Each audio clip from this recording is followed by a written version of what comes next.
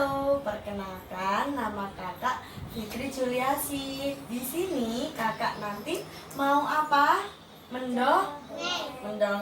Mendongengnya berjudul apa ya? Kancil dan Pak Tani. Oke, pinter. Ini nanti kakak punya boneka tangan kancil. Ada juga anjing.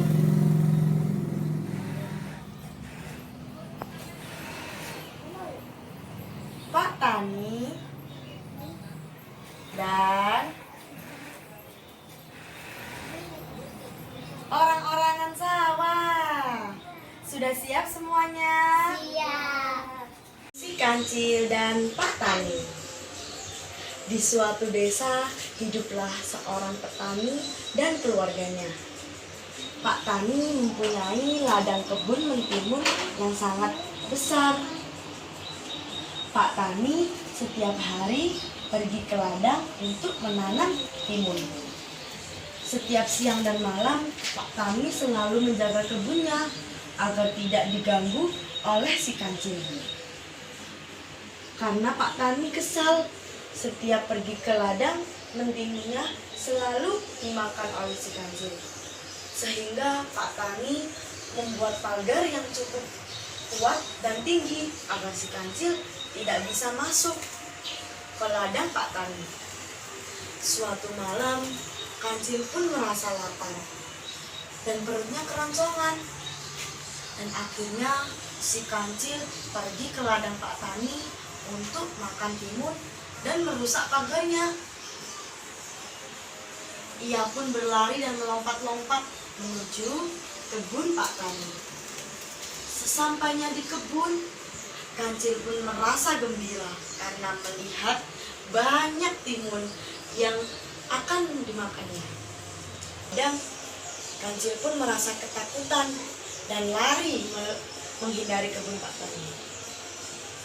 Pagi harinya, Pak Tani pergi ke ladang dan membawa cangkul untuk melihat timun-timun yang akan dipanen. Tetapi Pak Tani terkejut. Wah, timunku, kenapa jadi seperti ini? Timunku hilang semua. Siapa ya yang memakan timunku? Pak Tani pun kesal dan marah. Akhirnya Pak Tani tidak jadi memanen timun itu. Akhirnya Pak Tani pulang ke rumah dan memikirkan bagaimana cara menangkap si Kancil. Sesampainya di rumah, Pak Tani pun membuat orang-orangan sawah. Pak Tani membuat orang-orangan sawah untuk mengelabui si Kancil. Setelah orang-orangan sawah itu jadi, Pak Tani melaburinya dengan perekat agar si Kancil tertipu daya oleh orang-orangan sawah ini. Sebelum malam hari, Pak Tani menaruh orang-orangan sawah ini di kebun sebelum Kancil datang. Malam hari pun tiba. Si Kancil datang kembali ke kebun Pak Tani. Hah? Apa itu? Orang-orangan sawah. Hahaha. Tidak mungkin orang-orangan sawah itu akan menangkapku. Dia aja diam saja, mana mungkin bisa menangkapku, kata si Kancil. Hei orang-orangan sawah, kenapa kamu di situ? Orang-orangan sawah diam saja, tidak menjawab pertanyaan dari si Kancil. Kemudian Kancil makan timun-timun yang ada di kebun. Setelah itu si Kancil pun kenyang dan pergi menghampiri orang-orangan sawah. Hei orang-orangan sawah, apa kau bisa menangkapku? Ujar si Kancil. Kancil memukul dan menendang orang-orangan sawah dengan kakinya. Hah? Aduh, kakiku lengket, tidak bisa dilepaskan dari orang-orangan sawah. Gimana ini? Pak Tani punya ide untuk menjebakku. Orang-orangan sawah ini sudah dilumuri perekat oleh Pak Tani. Aku menyesal telah menendang orang-orangan sawah ini. Ya, Pak Tani datang ke ladang dan memeriksa timun-timun yang ada di ladang. Pak Tani pun seketika gembira karena melihat si kancil yang tertangkap oleh perangkap dari Pak Tani. Hahaha, kena kamu kancil dengan perangkapku. Kancil pun meminta maaf kepada Pak Tani. Pak Tani, ampun, aku salah. Maafkan aku, Pak Tani. Aku sudah mengambil timun-timunmu. Ampuni aku, Pak Tani. Sudahlah, Kancil. Kamu tidak perlu meminta maaf karena kamu sering melakukan kesalahan dan sering mencuri timunku. Jadi tidak ada ampun bagimu. Ampun Pak Tani, maafkan aku. Aku tidak akan mengulanginya lagi.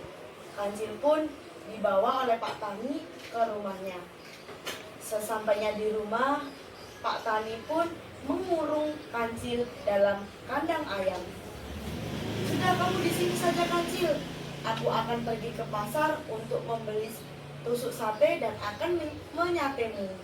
Ampun Pak Tani, aku tidak mau disate, dagingku tidak enak. Hukumanmu si Kancil, karena kamu sudah mencuri mentimunku.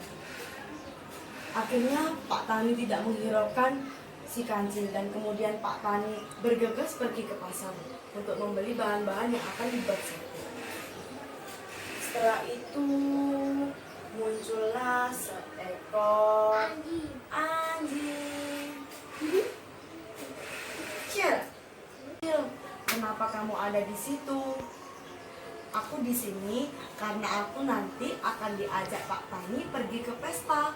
Di sana banyak daging segar. Wah, daging segar. Kak, aku tidak diundang dengan Pak Tani. Kalau kamu mau, aku bisa mengajakmu dan kamu akan menggantikan posisiku. Wah, aku mau. Kancil pun berhasil menipu si anjing. Anjing pun mau menggantikan posisi si Kancil di dalam kurungan. Setelah anjing dimasukkan ke dalam kurungan, Kancil pun tertawa. Hahaha, kamu terkena tipu dayaku anjing. Maafkan aku anjing, karena aku sudah menipumu. Anjing pun berkata, awas kamu Kancil. Anjing, tolong sampaikan maafku kepada Pak Tani ya. Dan Kancil pun meninggalkan rumah Pak Tani sambil berlari ketakutan. Selesai. Itu tadi adalah dongeng si Kancil dan Pak Tani. Kakak mau tanya nih, tadi tokohnya ada apa aja? Siapa yang Tani. Pak Tani, terus Kancil. terus anjing, terus Pak penjaga sawah atau orang-orangan? Sawah. Gimana perasaannya hari ini? Senang? Senang. Oke, sampai ketemu lagi ya. Dadah. Assalamualaikum warahmatullahi